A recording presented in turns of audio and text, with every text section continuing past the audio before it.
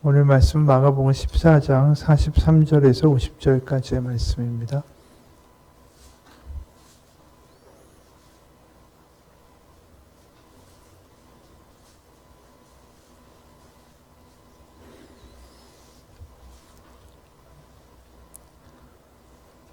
말씀을 봉독합니다. 예수께서 말씀하실 때 곧 12 중에 하나인 유다가 왔는데 대제사장들과 서기관들과 장로들에게서 파송된 무리가 검과 몽치를 가지고 그와 함께 하였더라. 예수를 파는 자가 이미 그들과 군우를 짜 이르되 내가 입맞추는 자가 그이니 그를 잡아 단단히 끌어가라 하였는지라. 이에 와서 곧 예수께 나와 라삐어하고 입을 맞추니 그들이 예수께 손을 대어 잡거늘 곁에 서 있는 자 중에 한 사람이 칼을 빼어 대제사장의 종을 쳐 그 귀를 떨어뜨리니라. 예수께서 무리에게 말씀하여 이르시되 너희가 강도를 잡는 것 같이 검과 몽치를 가지고 나를 잡으러 나왔느냐. 내가 날마다 너희와 함께 성전에 있으면서 가르쳤으되 너희가 나를 잡지 아니하였도다. 그러나 이는 성경을 이루려 함이니라 하시더라. 제자들이 다 예수를 버리고 도망하니라. 아멘. 이제 드디어 예수님이 잡히시는 장면이죠. 더 엄밀하게 말하면 잡히시는 게 아니라 잡혀 주시는 장면입니다. 그래서 49절에 보면 내가 날마다 너희와 함께 성전에 있으면서 가르쳤을 때 너희가 나를 잡지 아니하였도다. 그러나 이는 성경을 이루려 함이니라 하시더라. 드디어 이제 잡혀가심으로 십자가의 고난, 이사야 53장에 나와 있는 마치 도수장으로 끌려가는 어린 양과 털 깎는 자 앞에 잠잠한 양같이 그 입을 열지 아니하였도다. 그 이사야 53장에 나와 있는 그 이사야의 예언대로 바로 그가 채찍에 맞음으로 우리가 나음을 입었다. 고난받는 그 십자가의 어린 양으로서의 숙명을 받아들이고 얘기하시는 거죠. 근데 이제 여기에 보게 되면 유다가 예수님 계신 곳에 이 제사장들, 그 대제사장의 그 종을 이제 인도해가지고 오죠. 그들이 검과 뭉치를 가지고 무장을 하고 왔습니다. 왜냐하면 예수님이 그 당시에 굉장한 인기를 얻고 있었죠. 예루살렘에 입성하실 때 호산나 다윗의 자손이여 수많은 사람들이 환호했습니다. 그러니까 사실은 이 예수님을 잡는다라는 것, 그게 사실은 두려운 일일 수도 있는 거죠. 어떠한 일이 있을지 모르니까 이들이 중무장을 하고 예수님께 온 겁니다. 그리고 밤이니까 누가 누군지 알지 못하니까 이 유다가 이미 사인을 맞춘 겁니다. 내가 입맞춤하는 바로 그가 예수다. 그리고 이제 라삐어 하면서 예수님께 입을 맞추죠. 이 부분을 보면 뭐 별다른 게 없는 것 같지만 사실은 자세히 보게 되면 우리가 크게 두 가지의 특징을 볼 수가 있습니다. 그 예수님이 이 말고라고 우리가 여기 본문에 나와 있지 않지만 다른 요한복음에는 이 종, 귀가 칼에 베인 종의 이름이 말고라고 되어 있습니다. 그리고 또 예수님께 유다가 와서 그 사인으로 입맞춤을 할 때 실제로는 그렇게 단순하게만 기록되어 있지 않아요. 뭐냐면 이 입맞춤이라는 것 자체가 그 그리스 로마의 문화나 그 당시에 어떤 그 유행하는 어떤 그런 행태라기보다는 제자와 초대교회 인사법으로서의 영향이 더 큽니다. 그래서 실제로 우리가 나중에 보게 되면 그 사도 바울이 로마서, 고린도 전후서 이런 데 보게 되면 다 그 편지를 끝마칠 때 이렇게 인사를 해요. 너희가 거룩하게 입맞춤으로 서로 문안하라. 그리스도의 모든 교회가 다 너에게 문안하느니라. 고린도전서 16장 20절에도 보면 모든 형제도 너에게 문안하니 너희는 거룩하게 입맞춤으로 서로 문안하라. 고린도후서 13장에도 보면 거룩한 입맞춤으로 서로 인사하십시오. 모든 성도가 여러분께 문안합니다. 또 데살로니가 전서에도 나옵니다. 거룩하게 입맞춤으로 모든 형제에게 문안하라. 그리고 베드로전서 5장에도 너희는 사랑의 입맞춤으로 서로 문안하라. 그리스도 안에 있는 모든 너희에게 평강이 있을지어다. 그러니까 이 입맞춤이라는 것 자체가 강력한 그 제자도 그리고 형제 자매라는 것을 상징하는 어떤 그런 행위였어요. 근데 그런 행위를 하면서 예수님을 팔아 넘긴 거죠. 그러니까 어떻게 보면 더 강력하게 그 배반의 모티브가 이 구절 가운데 있는 겁니다. 그래서 실제로 누가복음에 보게 되면 누가복음 22장 48절에 예수님이 이런 이야기를 하세요. 예수께 입을 맞추려고 가까이 하는지라 예수께서 이르시되 유다야 내가 입맞춤으로 인자를 파느냐 하시니. 그러니까 이 입맞춤으로 어떻게 인자를 팔고자 하느냐, 이거 자체가 굉장히 충격적인 이야기예요. 지금 저희들은 알지 못하지만 초대교회에서는 입맞춤이라는 게 우리가 하나의 형제고 우리가 하나의 가족이고 우리가 서로의 목숨을 걸고 서로 섬기고 사랑하는 지체들이다라는 것을 나타내는 표시인데, 그 표시를 가지고 예수님을 유다가 팔아버린 거죠. 초대교회의 내용을 다룬 책이 있어요. 거기 보면 실제로 이 입맞춤에 대한 이야기가 어떤 의미를 갖는지에 대한 자세한 이야기가 나옵니다. 그 초대교회의 그리스도인들의 의식 하나 중에 가장 강력한 것이 바로 입맞춤이라는 거죠. 그 예수님 죽으시고 200년, 그러니까 주후 200년에 귀족 출신의 여인 퍼피투아라는 여인이 있었대요. 이 여인이 아프리카 북부의 카르타고에 있는 원형 경기장에서 처형을 당했는데, 이날이 황제의 생일을 축하하는 경기가 있던 날이었습니다. 수천 명의 사람이, 그녀가 상류층 여인이지만 그리고 또 노예와 같은 다양한 다른 사회적 배경의 남녀와 그리스도인들과 함께 처형당하는 걸 구경하고 있었어요. 군중은 그리스도인들을 자신들이 볼 수 있는 곳으로 끌어내라고 요구를 했고, 검투사들이 바로 그리스도인들을 죽이는 것을 구경하고자 했습니다.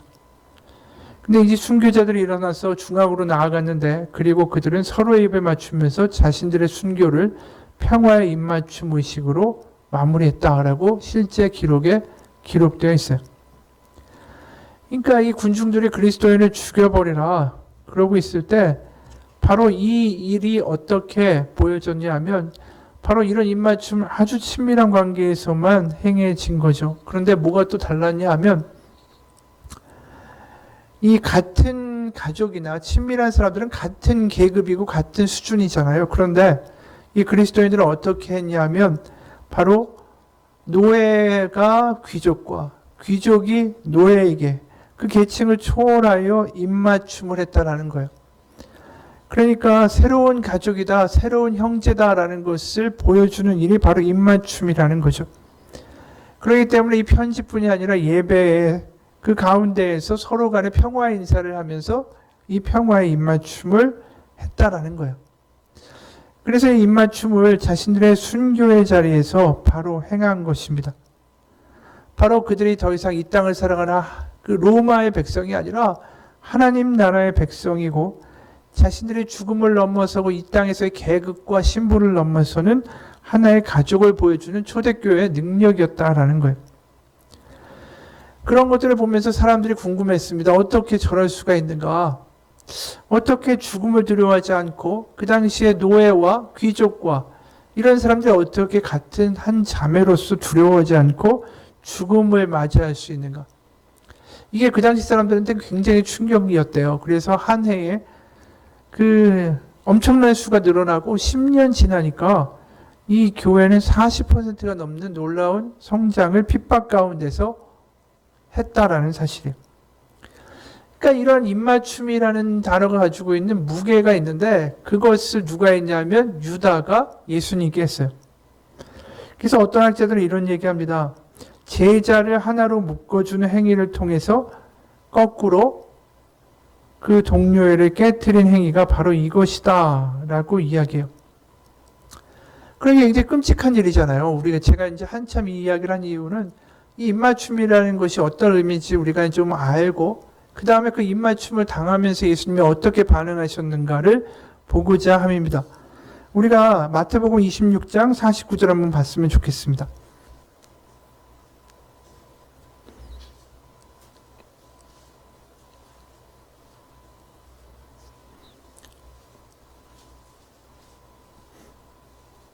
마태복음 26장 49절. 거기 보면 이렇게 말씀합니다. 똑같은 장면입니다. 곧 예수께 나와 라삐여 안녕하시옵니까 하고 입을 맞추니 예수께서 이르시되 친구여 내가 무엇을 하려고 왔는지 행하라. 이게 굉장히 놀라운 말씀이죠. 가룟 유다를 뭐라고 부르셨냐면 친구라고 부르셨어요. 이 굉장히 놀라운 이야기를 하는 거예요. 가룟 유다는 아주 끔찍한 배반의 일을 하려고 한 거예요. 입맞춤이라는 그 제자와 가족되고 사랑되고 하나님에서 형제 자매가 된 그 관계를 가지고 그 입맞춤으로 예수님을 배반하려고 하는데 예수님 거 다 아시면서 뭐라고 하냐면 친구야 라고 부르셨어요. 아마 유다가 나중에 자살을 할 때 가장 귀에서 울리던 말이 뭐였을까? 아마 이거였을 것 같아요. 친구요. 그리고 아까 읽었던 누가복음에는 뭐라고 합니까? 유다야 라고 이름을 불러주셨어요. 우리가 보통 생각할 때 우리가 그런 입장에 빠진다면 3년 동안의 모든 정성을 기울이고 그들을 위해서 모든 것을 바치고 내주었던 바로 예수님의 입장에 선다면 우리가 그런 입장이라면 이렇게 배반할 사람을 우리가 알았을 때 어떻게 그 사람을 친구라고 부르겠어요? 유다라는 이름을 부를 수가 있을까? 아니죠. 경멸하거나 저주하거나 욕을 하겠죠. 근데 예수님의 반응이 친구여라는 것은 굉장히 놀라운 이야기예요. 게다가 예수님이 이 장면 이전에 우리가 뭘 보게 되냐면 겟세마네의 기도를 받습니다. 바로 예수님이 땀이 핏방울이 되도록 거기에서 기도하셨어요. 그 엄청난 앞으로 닥쳐올 고난을 그 진노의 잔을 내게서 거두셔 달라고 기도했고 그것이 하나님의 뜻이라면은 그것을 받겠다라고 예수님이 이야기하실 정도의 아주 심각한 고난의 이야기와 기도를 하신 거예요. 우리가 만약에 그런 상황이라면 마음이 심란하고 걱정되고 두렵고 너무나도 앞으로 큰 일이 우리 앞에 닥쳐 있는데 그런 상황에서 사랑할 수 있는 사람으로 우리가 살아갈 수 있을까? 우리의 능력으로는 안 돼요. 십자가가 앞에 있고 겟세마네가 있는데 그 사이에 유다가 찾아왔는데 유다를 어떻게 친구라고 부르겠어요? 심정적으로 우리 같으면 절대로 그렇게 할 수가 없어요. 그런데 예수님이 하시는 놀라운 일이 뭐냐면 그 십자가의 고난이 앞에 있고 겟세마네라는 끔찍한 그 땀방울이 피가 되는 시간이 있었는데도 불구하고 그분이 이 유다를 보면서 끝까지 포기하지 않는 모습을 보여주시는 거죠. 하나님이 끝까지 사랑하셨다라는 이야기가 요한복음 13장에 나와요. 제자들을 사랑하시되 끝까지 사랑하시니라. 예수님이 어떤 상황이든 십자가에 못 박힌 상황이든 아니면 겟세마네의 시간이든 아니면 십자가를 앞에 둔 그 어려움의 시간이든 간에 하나님은 바로 이 하나님의 아들 예수 그리스도는 사랑하는 걸 멈추지 않았습니다. 우리는 내가 죽을 지경에 남을 사랑한다는 건 있을 수가 없는 일이에요. 내가 죽을 것 같으면 나부터 챙겨야지. 그런데 바로 이 일이 우리에게 뭘 보여주냐면 하나님의 아들 예수 그리스도의 사명은 이 땅 가운데 끝까지 사랑하는 것을 우리 가운데 보여주시는 거라는 거예요.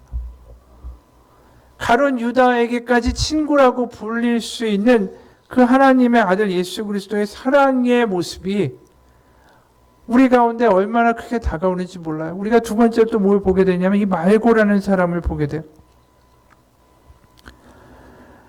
바로 여기에 칼을 들어서 그 종의 귀를 친 이가 누구냐 하면 베드로예요. 요한복음에 나옵니다. 근데 예수님께서 이 제자들을 만류하시고 바로 포박에 응해 주시고 잡혀가셨어요.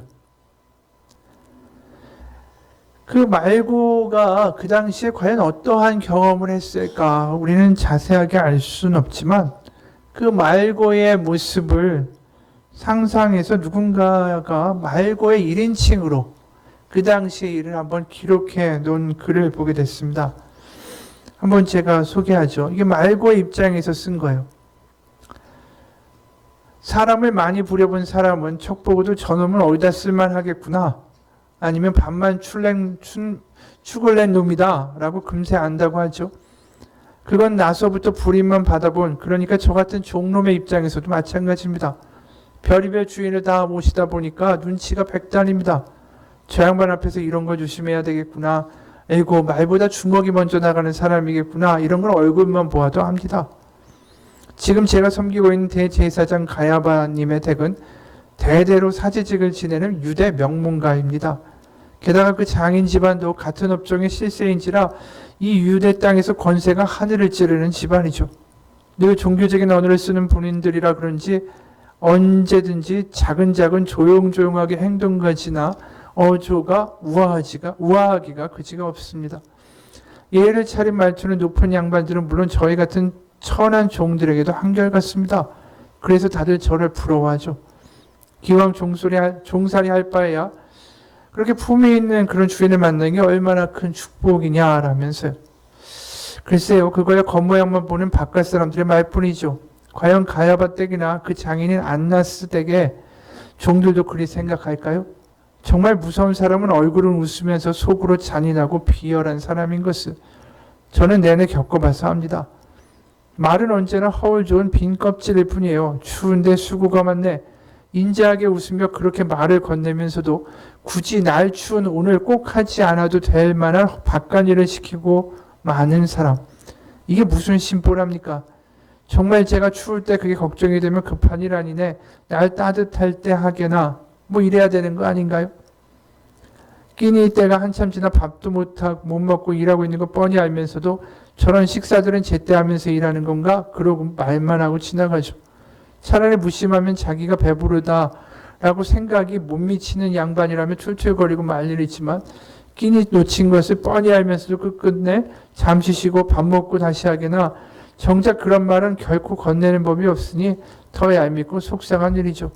유유상종이라고. 그들의 진심을 아는 저로서는 과연 하나님께서 그들의 제사를 기뻐 받으실까 의문이 들 정도입니다. 요즘에 그런데 그치들이 바로 주인 집에 모여서 머리를 맞대고 하는 궁리가 사람의 마음을 얻어 따르는 무리가 많다는 예수를 어찌 죽일까 하는 겁니다. 저는 그래도 주인의 신임을 받는 편이라 의논하는 방안까지 이런저런 심부름을 하며 들락하면서 귀동냥으로 들은 이야기를 보면 이 예수라는 사람 때문에 종교적 지도자들의 체면이 말이 안 되게 된 모양입니다. 제사장이나 바리새인들을 보고 다 외식하는 자라고 율법의 정신은 다 있고 껍데기만 붙들고 형식만 남은 종교적인 사람들이라고. 예수가 백주 대낮에 그렇게 비판을 한다는데 사실 다 맞는 말입니다. 그건 제가 증명할 수 있죠. 가난한 과부와 하루하루 벌어 쓰는 일용직 품팔이들의 눈물로 그렇게 헌금한 돈을 어찌 그리 자기 몸 치장하고 자기 식솔들 배불리는데 다 써버리는지 정말 하나님이 살아계시다고 믿기는 하는 건지 의심이 갈 정도니까요. 그들이 정령 공평하시고 정의로우신 하나님을 믿는다면 그런 행동을 할 수가 없겠죠. 드디어 오늘 밤에는 그 예수라는 자를 잡기로 했나 봅니다. 예수라는 이의 제자 하나가 얼마 전부터 주인 댁에 들락거리더만 드디어 한적한 곳에 가 있는 예수를 잡을 기회를 포착한 듯 했습니다. 로마 군인들, 성전 경비대들 얼마와 함께 저도 예수가 있다는 기드곤 골짜기 건너편 올리브 나무 정원으로 향했습니다. 예수를 따르는 무리가 워낙 많으니까 아마도 인적이 드문 곳, 그것도 한밤중에 예수를 잡아들이려는 거죠.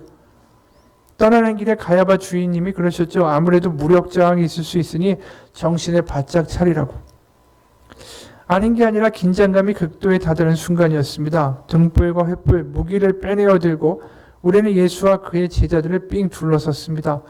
그들 중에 깊은 눈동자를 한 한눈으로도 저자가 리더라고 알 수 있는 젊은이가 물었습니다.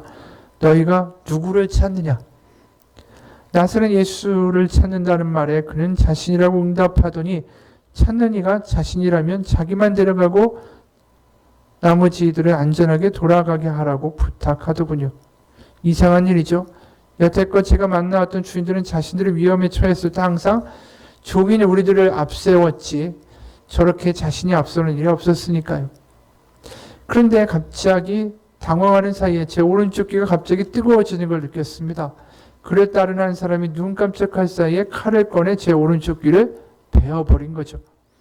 어찌 해볼 사이도 없이 귀가 잘려나간 부분이 아파 움켜쥐고 있었는데 예수라는 사람이 제 귀에 손을 얹으며 칼을 쓴 사람을 나무라는 겁니다. 칼을 집에 꽂아라. 아버지께서 내게 주신 잔을 마시지 말란 말이냐.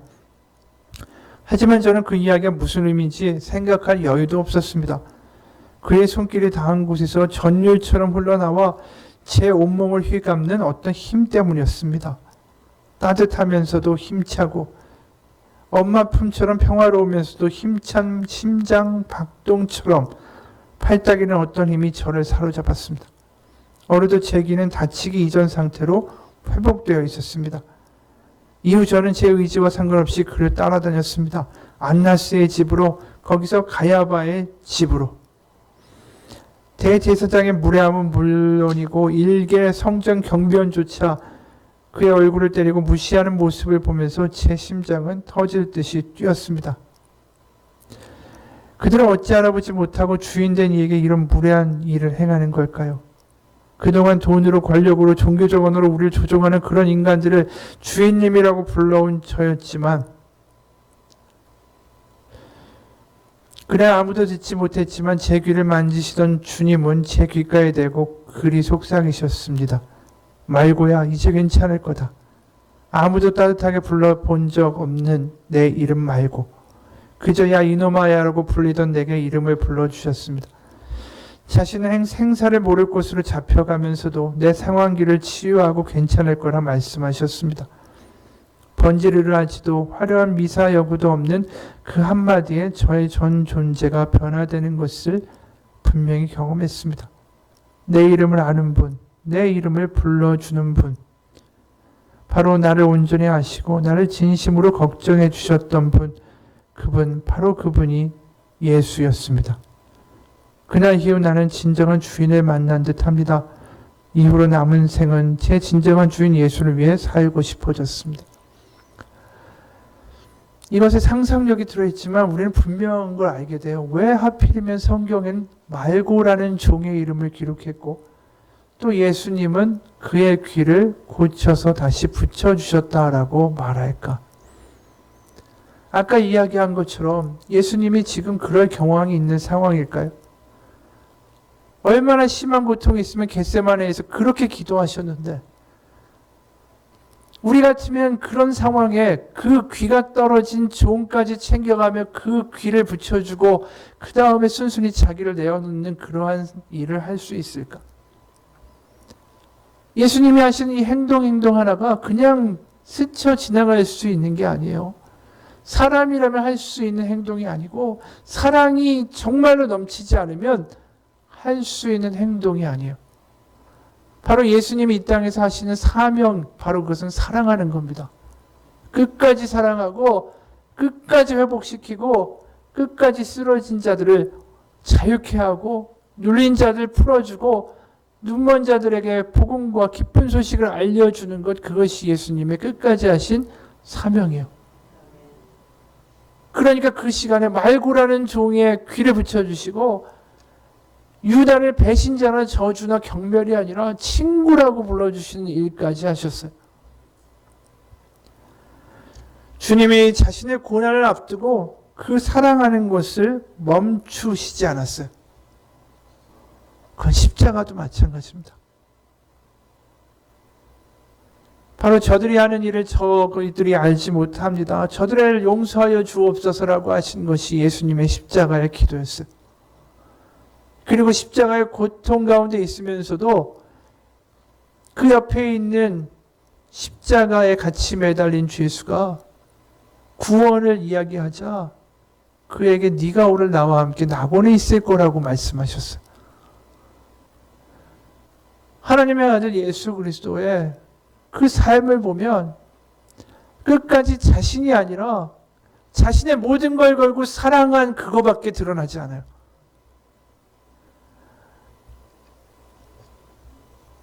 어떤 자매가 있었어요. 그 자매가 늘 자기의 외모 때문에 고생하고 불평하고 좌절했어요. 5살 때부터 거울에 자기를 비춰보면서 그렇게 얘기했대요. 나 왜 이렇게 못생기고 왜 이렇게 늙어 보이지? 그렇게 자책하면서 욕실바닥에 앉아서 자기 얼굴을 막 부비고 얼굴을 긁어대고 그러면서 자신의 삶을 어릴 때부터 그렇게 저주했대요. 교회를 갔는데 그 어머니의 지인이 이런 말까지 하는 거예요. 그 딸을 보고 아유 해골같이 말랐네요. 그러면서 밥 안 먹이세요. 그런 얘기가 하나하나 다 상처가 된 거예요. 그러면서 이렇게 얘기해요. 항상 조롱을 받고 놀림의 대상이 됐던 저를 누구도 받아들여 주지 않았습니다. 난 늘 따돌림을 당하기 십상이었죠. 불안감에 살고 점점 좌절하는 내 모습도 당연했습니다. 마치 매일 밤마다 지붕 끝에 매달려 있는 것 같았죠. 그러면서 학교도 안 나가기 시작하고 1년 내내 자기 방에 갇혀서 살았습니다. 그때 오빠가 그런 얘기를 했대요. 너 하나님이 계신다는 걸 믿는다면서. 그 말이 그렇게 크게 다가왔대요. 전 하나님이 살아계시다라는 걸 믿었고, 또 오빠는 네가 하나님을 진정 믿는다면 그분의 말씀도 믿으라 라고 하면서 나를 다독였습니다. 그러면서 무슨 생각을 깨달았냐면, 저는 제가 하나님을 믿지 않는 것이 그분에게 가장 큰 상처를 드리는 것이다 라는 것을 깨달았습니다. 그건 마치 진심으로 당신을 사랑하는 사람이 나에게 사랑해라고 말했을 때 아니야 넌 나 사랑하지 않아 라고 부정해버리는 것과 같다라는 걸 깨달았다는 거예요.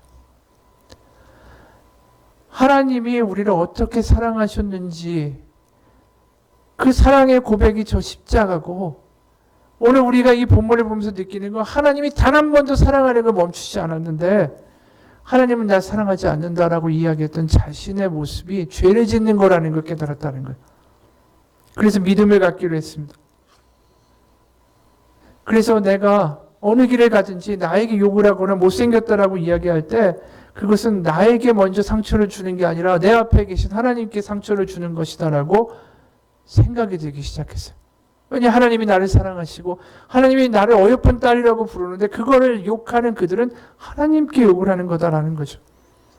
그러면서 이런 결론을 맺었습니다. 뭐라고 했냐면 여태까지 겪었던 모든 것들은 제 자신의 문제라기보다는 제가 하나님과 함께하지 못했던 순간들의 문제였다라고 고백했어요.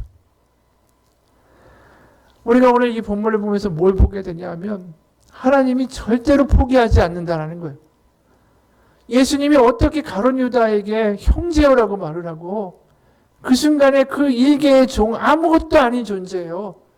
그 사회에서 이름조차 알려지지 않고 아까 말한 것처럼 저놈 이놈이라고 불리우던 아무것도 아닌 그 종 말고라는 사람의 귀를 붙여주신 거예요. 바로 하나님은 하나님을 향하여 서는 이에 대하여 전혀 한 번도 포기하실 생각이 없어요. 바로 하나님의 사랑이 십자가에서 증명됐고 오늘 이 사건 가운데 보여지고 있어요. 그러면 우리는 뭘 해야 됩니까? 하나님의 사랑에 대하여 의심하거나 부정하거나 하나님 날 사랑하지 않는다라고 이야기할 게 아니라 하나님이 사랑하시는 것을 믿고 그 가운데 우리가 살아가고 기도하면 살아가야죠. 스탠리 존스라는 인도 선교사로 아주 유명한 분이 있어요. 이분이 1928년도에 인도로 갔습니다. 그리고 또 미국에 다시 돌아와서도 복음을 열심히 전하다가 나이가 69세 되는 해에 뇌출혈이 생겼어요. 새벽 2시에 그 뇌출혈이 일어나가지고 사람한테 발견된 게 아침 7시래요. 그러니까 5시간 동안 몸을 하나도 움직일 수가 없었던 거예요. 그런데 딸이 와가지고 이 목사님을 딱 챙기는데 뭐라고 얘기를 했냐면 나는 지금 죽을 수 없다. 마지막으로 해야 할 일이 있다. 라고 그랬어요. 그러면서 이분이 뭐라고 이야기하냐면 5시간 동안에 온몸을 움직이지 못하는 상황이 있었는데도 자신의 믿음이 흔들리지 않았다라는 거예요.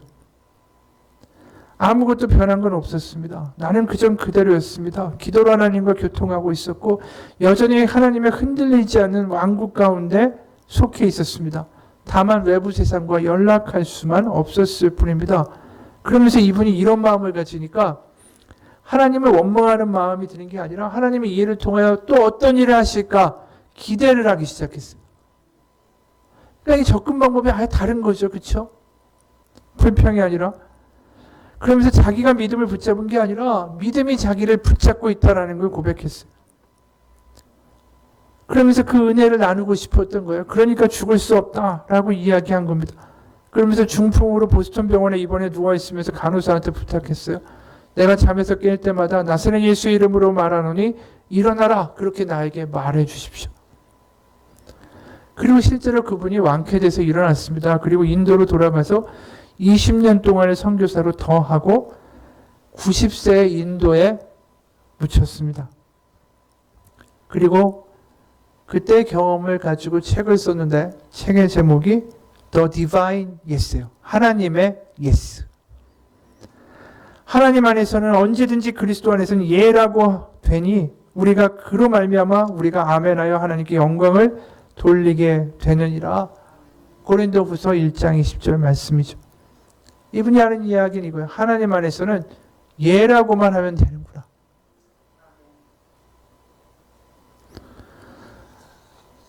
이 디바인 예스라고 하나님의 예스라는 그 책에 나오는 한 대목입니다.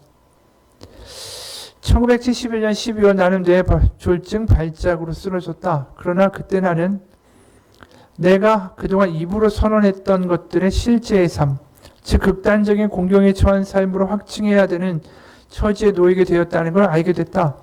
거기서 구술한 이 책이 바로 일종의 요약이고 나의 유언장이다.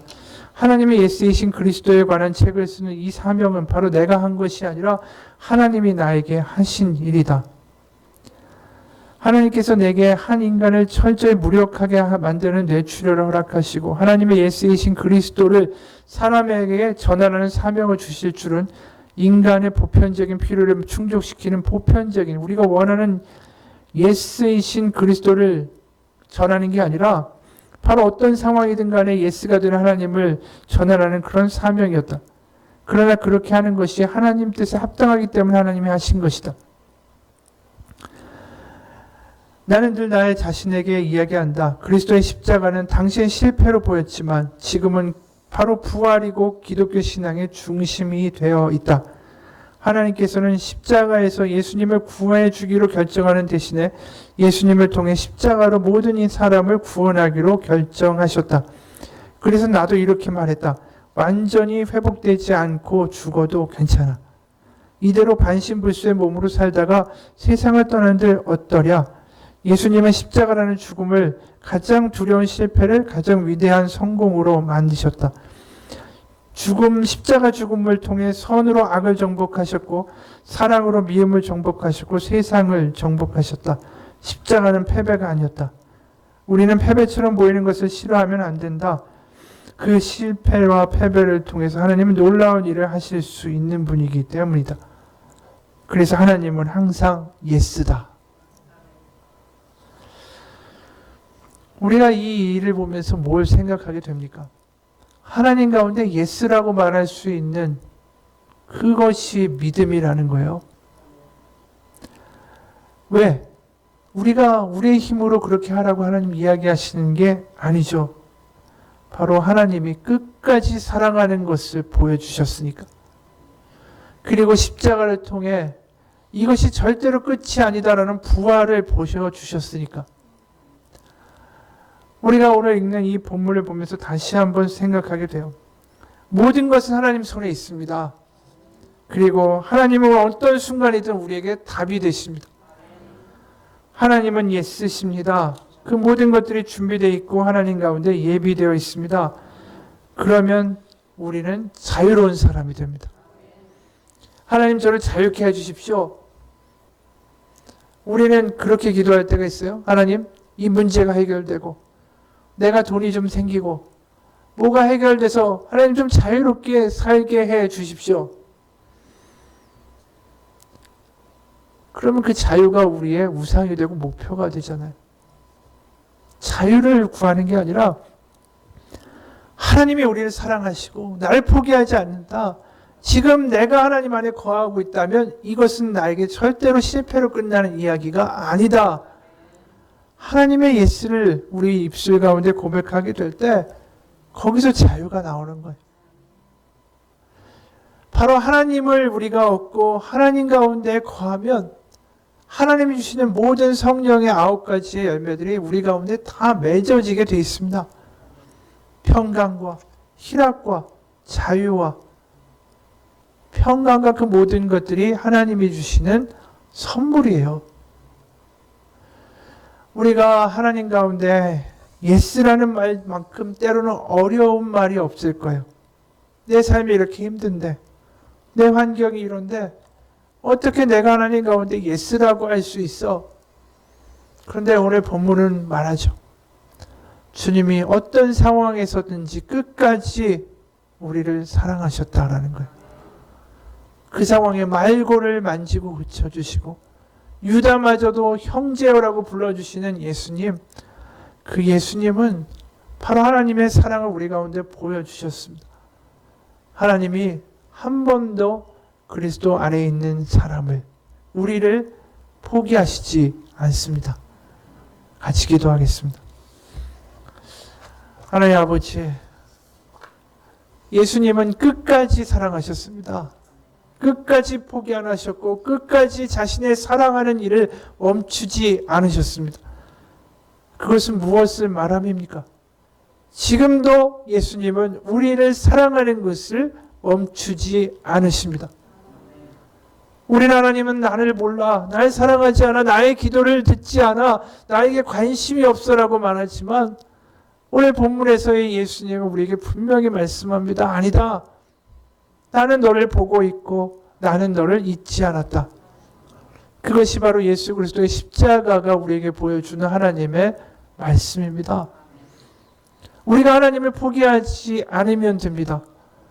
하나님은 우리를 포기하시지 않기 때문입니다. 우리의 기도가 변화되기 원합니다.